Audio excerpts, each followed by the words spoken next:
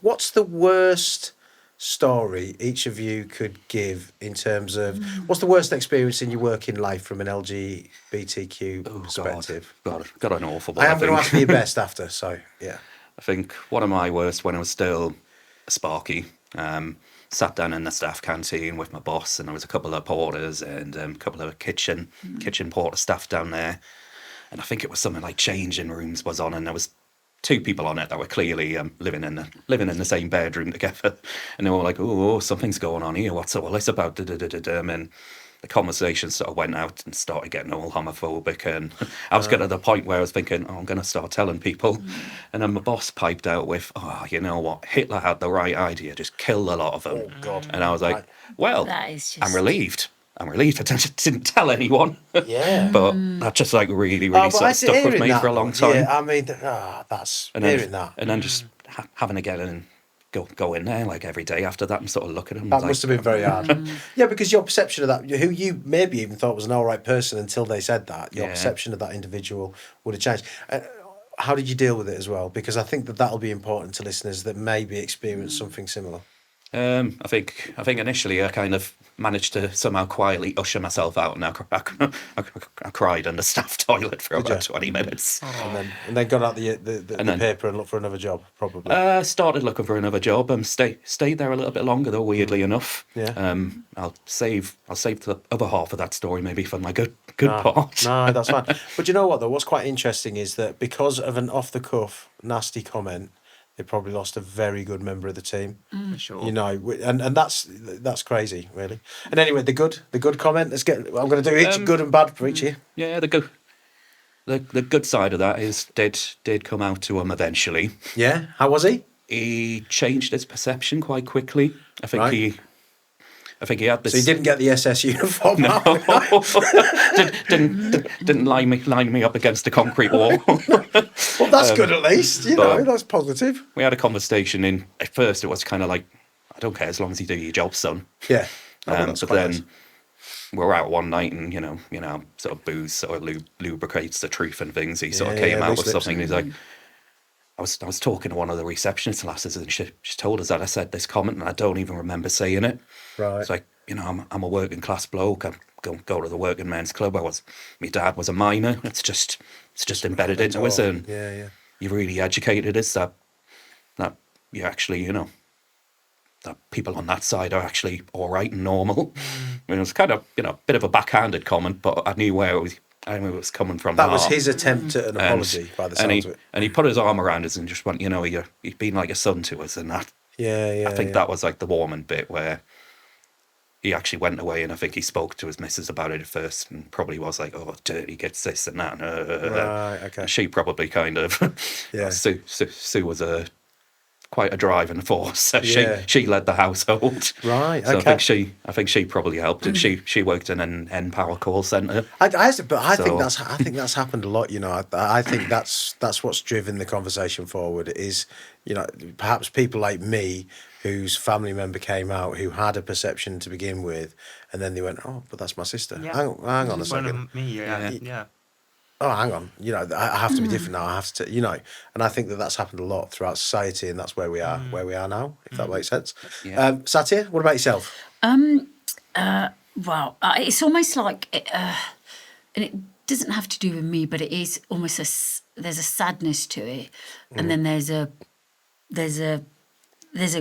great ending to it, in terms of what, how I reacted, what we did, and so on. So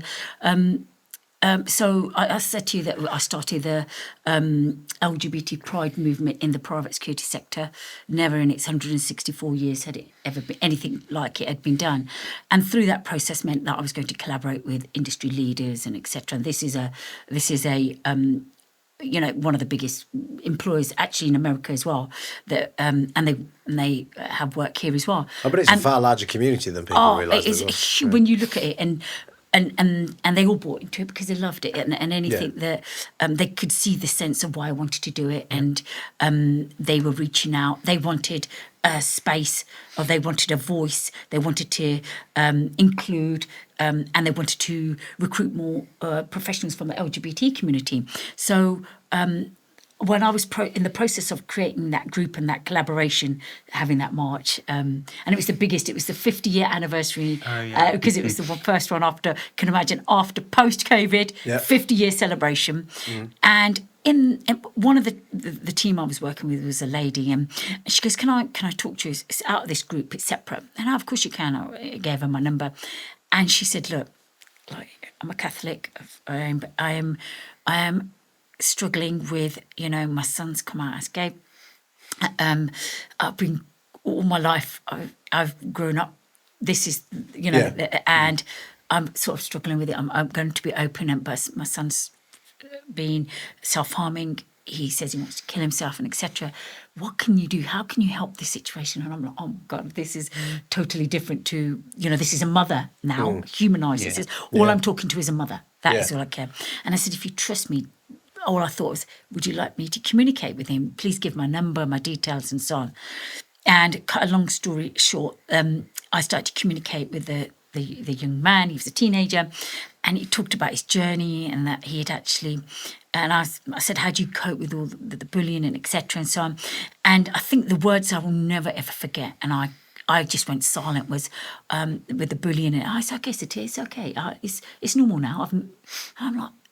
He'd normalised the bullying, and etc. And so he'd accepted it, and he was actually smiling when he spoke to me. I couldn't accept that, and I said, "Well, who do you communicate with? Have you got a group of friends?" And so on. All I did was check in with. You said checking in. Yeah. All I did was check in with that young man, and we had the Pride, and I'll try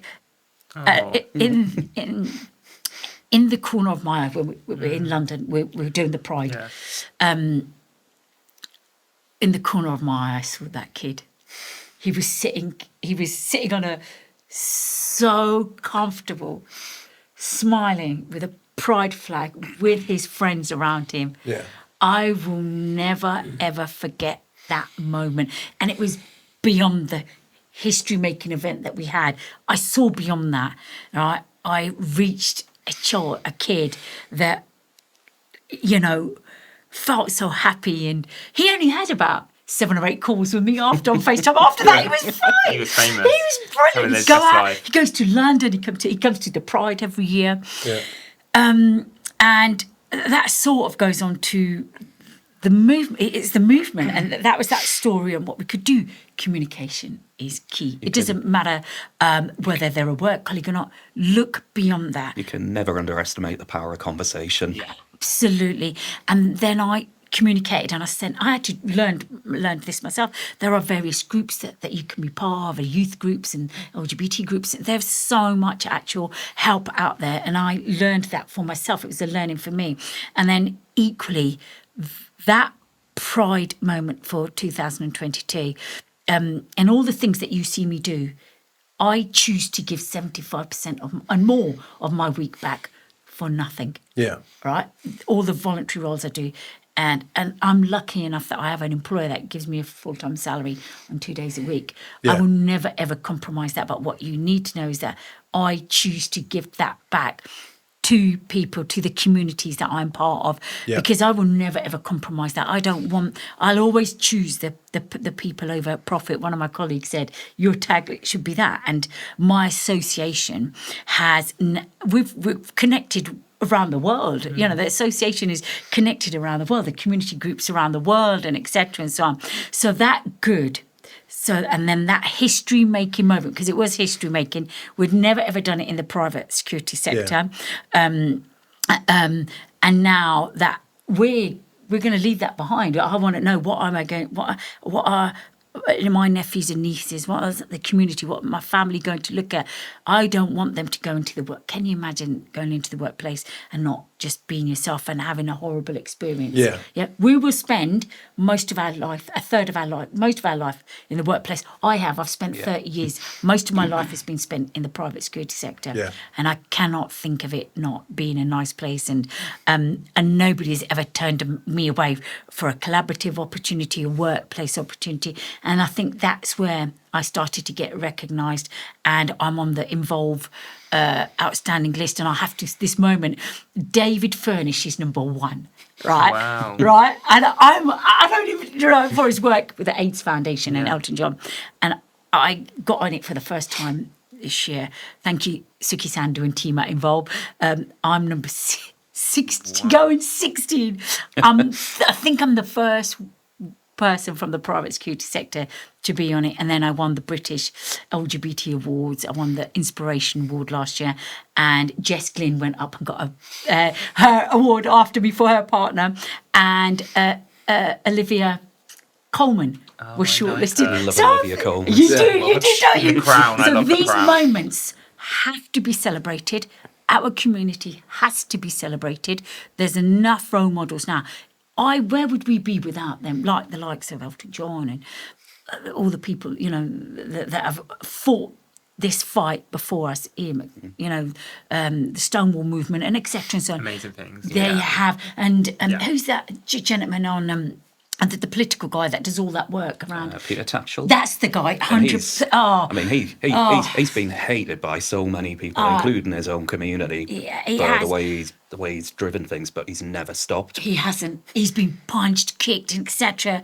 But that guy carries on, and he was quite pivotal in when they had overturned the Section 28.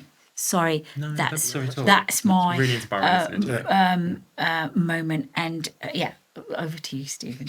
Like with me, it was mainly at school, and but I went home to the best home. Like my mum and dad, we had the best fun. We would go. So my granddad used to run a sports club at the weekend, and I'd get up and we'd all have a dance, and I had a really good family. My brother and sister are amazing. Yeah. And I don't want to sit here I've had it as bad as anyone, because I haven't. But at school was really tough. Yeah. I had to go. I sometimes I felt like I was in survival mode. Like you talk about Yeah. days.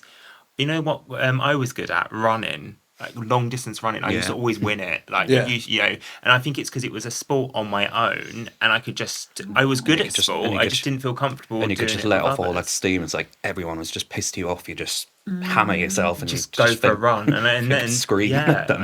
like you do half marathons. I did once in 1 hour 29. Like I was really fast. Wow. Like really fast. And I loved that. And it was a real escapism. And my mum had dogs, so I'd walk dogs, and I'd do all this stuff. But you'd get comments at work in the early days. You'd never get it now, like never. No, now. God, no, I couldn't imagine You wouldn't it. get away with it.